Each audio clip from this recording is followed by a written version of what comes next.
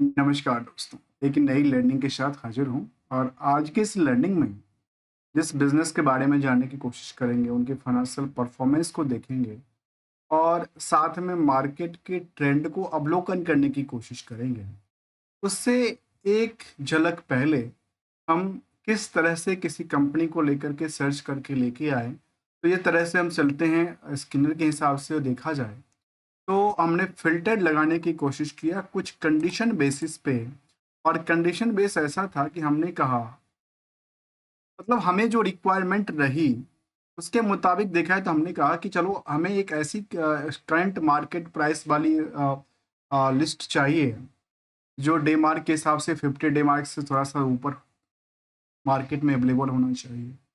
200 day mark से ऊपर होना चाहिए और साथ में जो अर्निंग है, अर्निंग के 20 मल्टीपल से ज़्यादा का रेश भी नहीं होना चाहिए और साथ में 5000 शेयर होल्डिंग पैटर्न भी शामिल करना चाहिए। शेयर होल्डिंग पैटर्न अर्थात शेयर होल्डर का लिस्ट की बात मैं कर रहा हूँ, अर्थात इंटरेस्ट की बात हो जाए।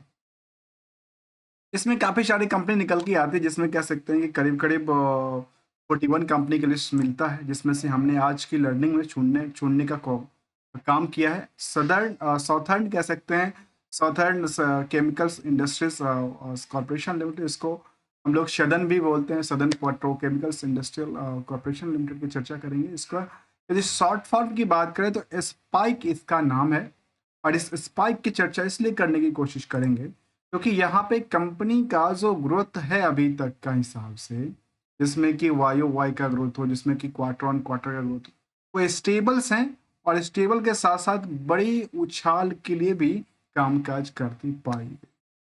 इसके यदि कंपिटिटर्स जोन की बात करें तो कंपिटिटर से कंपेयर करते देखा जाए, जिसमें कोडमंडलम इंटरनेशनल हैं, फैक्ट हैं, चंबल फर्टिलाइजर्स हैं।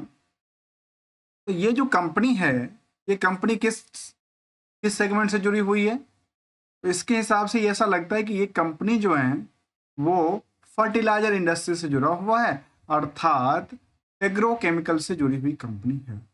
यदि इन कंपनी के वेबसाइट्स पे सीधे सीधे चलें तो कुछ डेटाबेस हमारे सामने मिल के आएगा। उसमें कंपनी की यदि बात करें तो कंपनी जो है वो जो एग्रोकेमिकल्स होती है उसमें डील करती है, जिसमें कि कहती है कि 50 साल का एक्सपीरियंस हो चुका है इनका शार्पिंग द फॉर्मर को लेकर के और एम्पावरिंग द ग्रोथ ग्रोथ की बात करती है, potential in the stable growth की बात लगातार करती आई है। जिस हिसाब से उन्होंने करती आई है उस हिसाब से उनकी फाइनेंशियल परफॉर्मेंस भी स्टेबल और शार्पनेस की तरफ देखी गई। तो यहाँ पे देखने की हम कोशिश ये कर रहे थे कि पीयर्स से कंपैरिजन करते हुए ये कंपनी आज के टाइम में यदि हम स्पाइक की बात करें तो दूसरों कंपनी के कंपैरिजन में जो बड़ी दिग्गज कंपनी है उसकी रेस जो है अर्निंग पर शेयर के हिसाब से, जिसमें कि फैक्ट की बात करें तो करीब 501 मल्टीपल में है। वहीं पे कोडमंडल की बात करूँ तो 36 मल्टीपल में है, तो कुछ कंपनी उससे नीचे, तो कुछ कंपनी नियर अबाउट सेम भीड़ के साथ अवेलेबल। यदि हम इन कंपनी की बुक वैल्यू से कंपेयर करें तो करीब 146% की रैली है। वहीं इंट्रिंसिक वैल्यू से कंपेयर करें तो 107% की रैली है। साथ में जो हम रिजल्ट की बात कर रहे थे, जहाँ पे फाइनेंशियल परफॉर्मेंस को लेकर के, जहाँ पे क्वार्टर ऑन क्वार्टर का ग्रोथ हो, क्वार्टर ऑन क्वार्टर के अलावा वाई वाई का ग्रोथ हो, उसमें देखा गया कि सभी के सभी लिस्ट को देखा जाए तो कुछ कंपनी के अकॉर्डिंगली यहाँ जो रेस था वो करीब 61% तक की सेल्स में बढ़ोतरी करता है वाई वाई लेवल पे। वहीं प्रॉफिट भी करीब 15% की जंप मारती है। क्वार्टरली को देकर देखा जाए तो करीब करीब 7% की ग्रोथ ही, तो वहीं प्रॉफिट भी 9% की ग्रोथ के साथ कामकाज करती पाई गई है। और पूरे के पूरे यदि चेन की बात किया जाए तो आजकल मार्केट, भले ही मार्केट गिरता दिखा, लेकिन यदि आप 52 वीक के हाई प्राइस से कंपेयर करते हैं करंट मार्केट जोन को, तो जहां कोडमंडल इंटरनेशनल जैसे कंपनी केवल 1% डिक्लाइनिंग में है, तो वहां पे स्पाइस स्पाइक की बात करें तो 14% डिक्लाइनिंग है। तो साथ में कुछ company near about the 52 week high है, तो कुछ कंपनी 10 से लेकर के करीब 30-35% तक की नुकसान में मार्केट में अवेलेबल। इसको नुकसान कहिए या डिस्काउंट की रेट का। अब एक चीज को और जानना जरूरी है कि क्या कंपनी का ईयरली ग्रोथ कैसा रहा है जो एग्री केमिकल से डील करती है।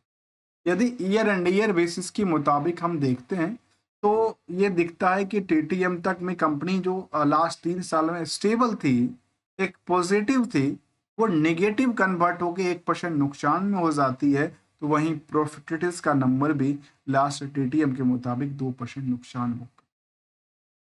यदि स्टॉक प्राइस सीजीआर की बात करें तो आजकल एक साल में केवल 6% की रैली क्रिएट करता है। तो हम चार्ट पे भी चलने की कोशिश करेंगे कि आखिर चार्ट में हमने जो परसेंटेज वाइज कैलकुलेट किया था, केवल और केवल एक का नहीं, हमने इस पीरियड के पूरे कंपटीटर का लिया था, उसके मुताबिक समझने की। जहां रिटर्न ऑन इक्विटी को लेकर देखा जाए तो स्टेबिलिटी थी लास्ट 3 सालों तक, तो लास्ट 1 ईयर में इनमें 14% ही रह जाती है जो इनका नंबर है। यदि कंपनी की हम निवेशकों के इंटरेस्ट को जानने की कोशिश करें, जिसको हम शेयर होल्डिंग पैटर्न कहते हैं, इस कंपनी में FII और DII की जो भूमिका थी, बहुत ज़्यादा परसेंटेज ऑफ होल्डिंग नहीं था, लेकिन तब भी देखा जाए तो यहाँ साल दर साल, क्वार्टर ऑन क्वार्टर FII ने होल्डिंग को इंक्रीज किया है। तो वहीं दूसरी तरफ DII की होल्डिंग की बात किया तो ये भी अपनी स्टेबल रखा है। तो साथ में पब्लिक होल्डिंग से पोजीशन शिफ्ट कर रही है, कहाँ पे, इन दोनों की FIDR आम निवेश। यदि उसमें देखा जाए तो 44% की होल्डिंग में करीब 1,27,000 शेयर होल्डिंग शेयर होल्डर का नाम शामिल होता है। और रिसेंटली अपडेट की तरफ देखा जाए तो यहाँ कोई ऐसा अपडेट फिलहाल के लिए नहीं था। 10 फरवरी को इसका रिजल्ट आया था। और कंपैरिजन यदि हम पूरे के पूरे चेन की प्राइस रेंज की बात करेंगे तो ये देखा गया कि स्पाइक जैसे कंपनी में 14% थी, जबकि यदि इन सभी कंपनियों को आप देखेंगे जहाँ पे चाहे वो YOY का ग्रोथ हो, चाहे क्वार्टर को, कुछ न कुछ निगेटिव इम्पैक्ट डाल रही है। तो वहीं पे इनमें एक स्थिरता के साथ साथ 14% के डिस्काउंट रेट देखने को मिला है। जबकि समरी डेटा इसको लेकर कहते हैं कि इंडस्ट्रियल के पी के मुताबिक स्टॉक बिल्कुल ही अंडर वेटेज की श्रेणी में आता है। 1691 करोड़ की मार्केट कैप है और इसके अलावा नेट इनकम मार्जिन के अकॉर्डिंगली 5% की सेविंग करती है, जो कि रिजर्व में ट्रांसफर हो। बाकी कंपनियों का ऑन एवरेज देखा जाए तो जो बड़ी दिग्गज कंपनियां भी हैं इसमें, जिसमें इफेक्ट की बात करें, जो करीब 2% नुकसान बुक कर रही है, तो वहीं पे इसमें करीब करीब 5% की ग्रोथ लेवल थी। तो सरकार की खुद की कंपनी फैक्ट जैसी कंपनी में 2% नुकसान, तो कुछ कंपनी में नहीं।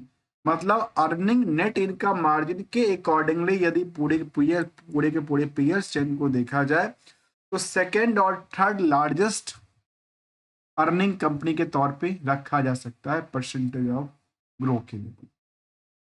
वहीं पे चार्ट लेवल की तरफ देखा जाए तो मार्केट में क्या दिखा, जो हमने जो कैलकुलेट करके निकालने की कोशिश किया, जो करंट मार्केट की प्राइस 50 डे एवरेज से ज़्यादा होना चाहिए, 200 डे से ज़्यादा होना चाहिए, तो उसके लिस्ट में ये ब्रेकआउट करती हुई देखी जा सकती है। और इसके मुताबिक यदि मार्केट में इनको ब्रेकआउट मिल रही है तो शायद लगता है कि इनके लिए फिलहाल के लिए तो यही रेजिस्टेंस और सपोर्ट की बात कर सकता है। लेकिन एक बात को हमेशा ध्यान देने की जरूरत, वो अक्सर कहता हूं कि दोस्तों पैसा ही सब कुछ है, secure and safe for the better tomorrow.